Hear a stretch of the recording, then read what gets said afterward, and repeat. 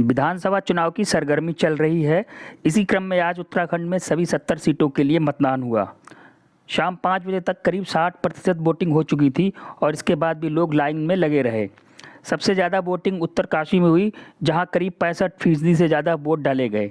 वहीं अल्मोड़ा में सबसे कम लोगों ने अपने मताधिकार का प्रयोग किया। यहां लगभग 50% लोग ही वोट डालने निकले। मतदान के लिए लोग सुबह से ही घरों से निकलने लगे थे, लेकिन सर्दी की वजह से मतदान केंद्रों पर भीड़ कम ही दिखाई दी। लेकिन जैसे जैसे दिन चढ़ता गया और सर्दी कम हुई तो वोटों की संख्या में भी इजाफा हुआ। उत्तराखंड में गंगोत्री में सबसे ऊंची पोलिंग स्टेशन पर भी ठंड के बीच लोगों में जोश दिखाई दिया। उत्तराखंड में अगर वीआईपी सीटों की बात की जाए तो 5 सीटों पर सबकी नज़र रहेगी। उसमें हरिद्वार ग्रामीण, सल्ट, गदरपुर, कोटद्वार और लैंसडाउन है। सीएम धामी खटीमा सीट से मैदान में है।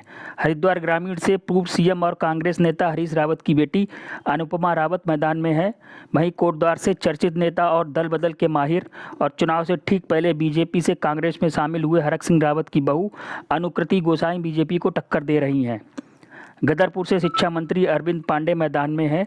इस सीट के बारे में कहा जाता है कि राज्य का शिक्षा मंत्री रहा नेता कभी यहां से दोबारा चुनाव नहीं जीत पाया। पूर्व सीएम हरीश रावत लाल कुआं से किस्मत आजमा रहे हैं, तो कांग्रेस नेता रंजीत रावत सल्ट से मैदान में हैं।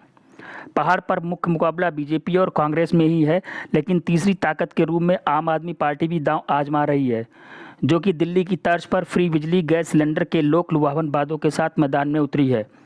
देखना होगा कि पहाड़ पर आम आदमी पार्टी किस तरह से उभर कर आती है।